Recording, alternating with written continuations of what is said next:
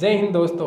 आज के इस वीडियो में हम बात करने वाले हैं आरपीएफ कांस्टेबल और आरपीएफ एसआई के फिजिकल टेस्ट के बारे में। तो इसमें ऑनलाइन एग्जाम होने के बाद लगभग 15 गुना कैंडिडेटों को, वैकेंसी से 15 गुना कैंडिडेटों को फिजिकल टेस्ट के लिए बुलाया जाता है, जिसमें किस प्रकार से आपका फिजिकल में क्या क्या टेस्ट होता है। तो हम सबसे पहले बात करते हैं आरपीएफ कांस्टेबल के बारे में।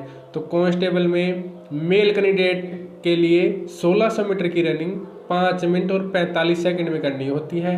हाई जंप होता है 4 फीट का और लॉन्ग जंप होता है 14 फीट का। बात करें इसमें फीमेल कैंडिडेट की, तो फीमेल कैंडिडेट के लिए रनिंग होती है 800 मीटर, जो उन्हें 3 मिनट और 40 सेकंड में पूरी करनी होती है। और हाई जंप की अगर हम बात करें तो वो होता है 3 फीट का, और लॉन्ग जंप की बात करें तो होता है 9 फीट का।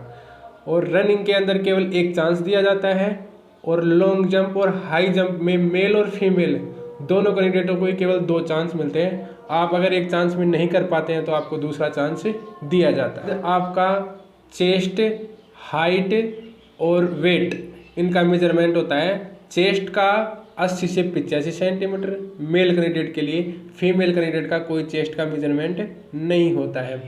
हाइट आपकी मेल कैंडिडेट की 165 सेंटीमीटर और फीमेल कैंडिडेट की 157 सेंटीमीटर होनी चाहिए। अब हम बात करते हैं आरपीएफ एसआई सब इंस्पेक्टर की।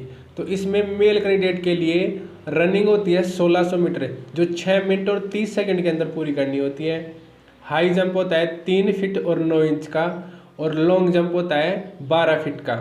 अगर फीमेल कैंडिडेट की हम बात करें तो रनिंग होती है 800 मीटर, जो 3 मिनट और 45 सेकंड के अंदर पूरी करनी होती है। हाई जंप होता है इसमें 3 फीट का, और लॉन्ग जंप होता है इसमें 9 फीट का। और मेल और फीमेल दोनों कैंडिडेटों को ही रनिंग के अंदर एक चांस मिलता है, और लॉन्ग जंप और हाई जंप में 2 चांस मिलते हैं। इसके बाद आपका चेस्ट, हाइट और वेट, इनका मेजरमेंट होता है, जिसमें मेल कैंडिडेट के लिए हाइट 165 सेंटीमीटर और फीमेल कैंडिडेट के लिए 157 सेंटीमीटर हाइट।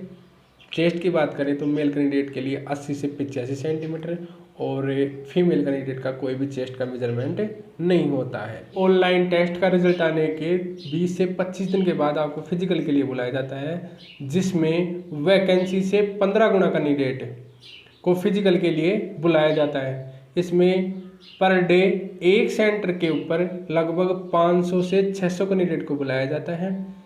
सबसे पहले उन्हें ग्रुप में डिवाइड कर दिया जाता है।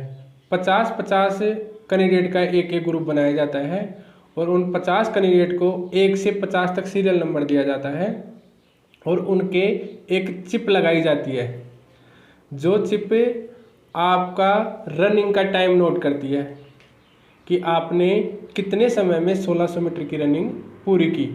तो अगर आप 5 मिनट और 45 सेकंड या उससे कम समय में रनिंग को पूरा कर लेते हैं तो आप क्वालिफाई हो जाते हैं, और अगर आप 1 सेकंड से भी लेट होते हैं तो आपको डिसक्वालीफाई कर दिया जाता है।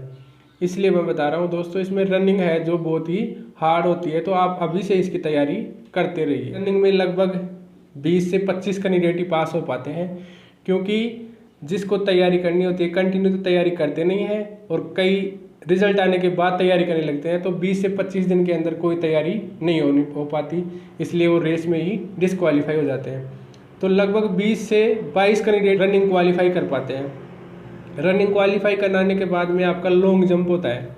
लॉन्ग जंप में आपको 2 चांस दिए जाते हैं। लॉन्ग जंप को अगर क्वालिफाई कर देते हैं तो आपका हाई जंप होता है। हाई जंप को आप का चेस्ट, हाइट और वेट का मेजरमेंट होता है।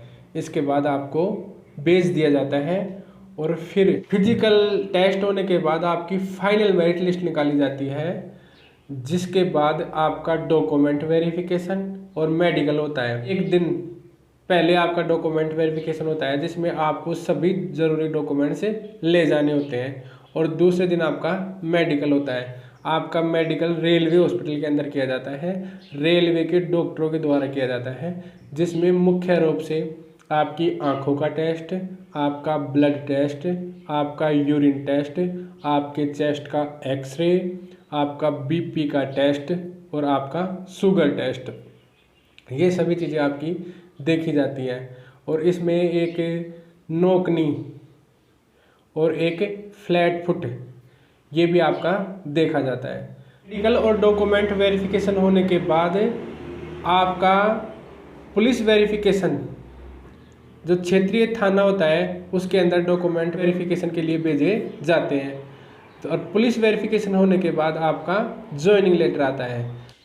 ज्वाइनिंग लेटर के अंदर आपको सारी डिटेल दी हुई होती है कि आपको कितने तारीख को ट्रेनिंग सेंटर पे रिपोर्ट करना है, कितने महीने की आपकी ट्रेनिंग होगी, ट्रेनिंग में आपको कौन कौन से डॉक्यूमेंट लेके जाने हैं और उसके साथ आपको क्या क्या लेके जाना है। ये सभी डिटेल आपको आपका ज्वाइनिंग लेटर में दी हुई होती है। ऐसे ही और वीडियो के लिए जुड़े रहिए हमारे साथ। जय हिंद दोस्तों।